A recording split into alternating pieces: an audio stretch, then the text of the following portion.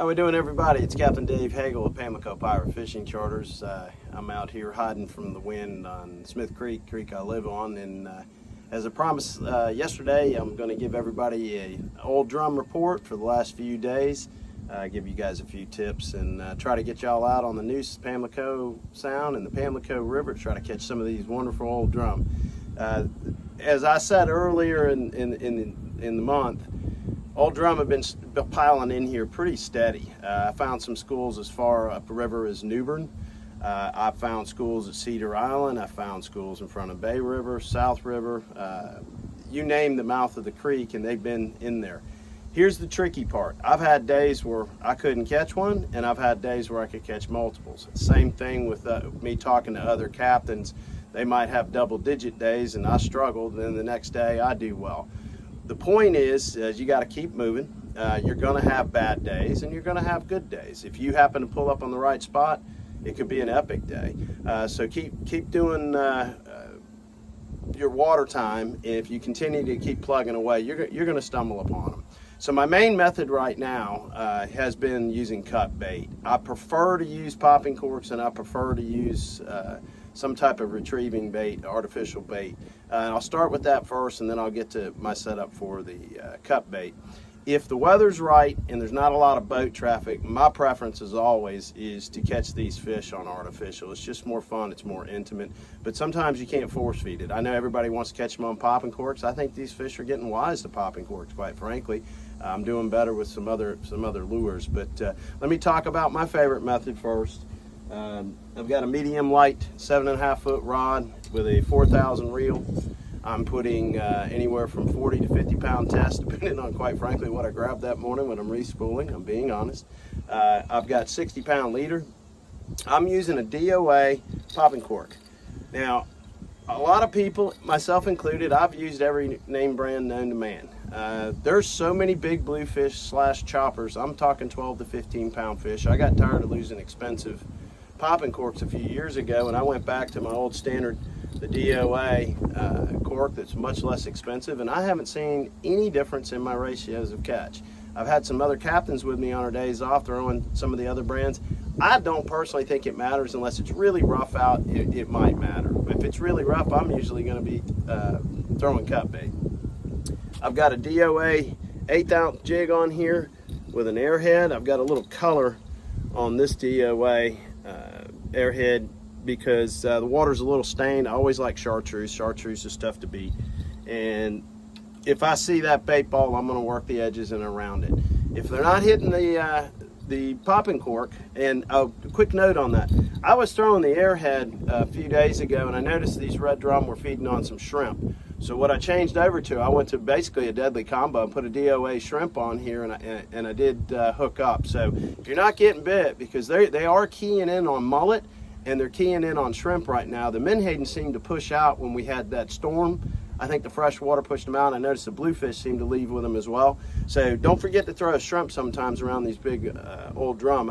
I've been used to throwing an airhead for years, and I still have it tied on. But if I'm not getting bites, I'm going to switch to that shrimp. The other thing I'm having some success with is I like the DOA bait buster. And the reason I like this bait is it's very versatile. Let's see if I can get it off my rod. I use the same rod for my popping corks as well as my retrieving baits. This is a DOA bait buster. It's a funky looking lure. The reason I like it is I can burn it on the top. I can jig it. I can reel it like a swim bait. It's a very versatile bait. They tend to really like that if they're not hitting it on the surface. Sometimes if they are on the surface, if I've got somebody on the boat that's on top water and they're hitting top water, I can actually burn this and keep it on top water. So that DOA bait buster doesn't get talked about enough. Very versatile bait. My main go-to right now is the old traditional Lupton rig. I use a heavy rod, 7 foot, 5,000 Daiwa BG reel. I've got 60 pound test on that. Sometimes I'll even go to 70 if I'm around a lot of rocks and oysters. And right now I've got wire on 2 ounce, and I like the flat weights. I don't get hung up as much. They're supposedly for legends. I tend to throw a lot of these more than the round ones. It's your own preference. The round ones supposedly are better unless you're on a ledge. I don't know. And I'm throwing it on a number 6 circle hook.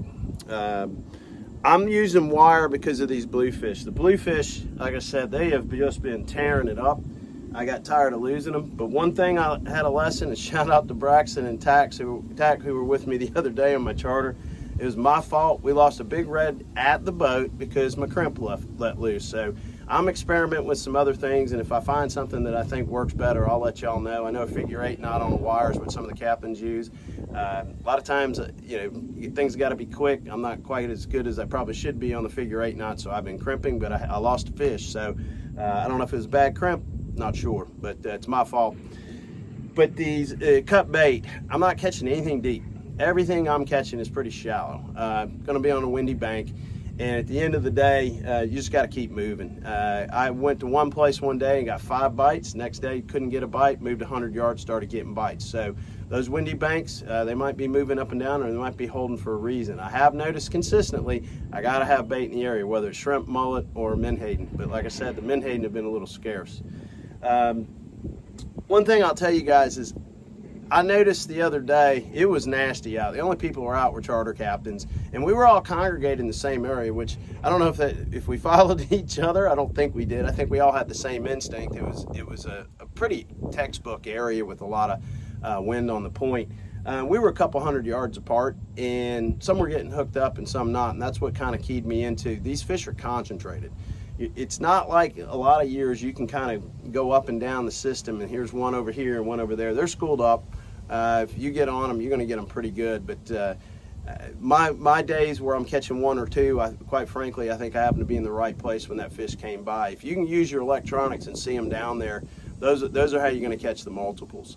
Last but not least, your equipment. I've got a Fortress anchor because I've got an anchor that it's got a hold, and when this wind it doesn't hold. That scope on that anchor I think is like 8 feet. I've got my power pole, but I can't use that. It's too rough most of the time where I'm fishing. The same with my trolling motor on spot lock. So equipment's important. Make sure that you're safe out there, because sometimes with that wind it can be pretty hairy. My Parker 23 SE, this 2025, thank God I have a boat like this. We've had some really windy days here, and I can't thank Parker enough for putting me in such a great boat. But there's fish out there, y'all. There's big schools from Cedar Island all the way to New Bern. They're not on top like we like. I have caught some, when I say on top, schooling on bait balls. They're kind of roaming and feeding in shallow water. They're running the banks. They're eating crabs. They're eating shrimp. They're eating mullet.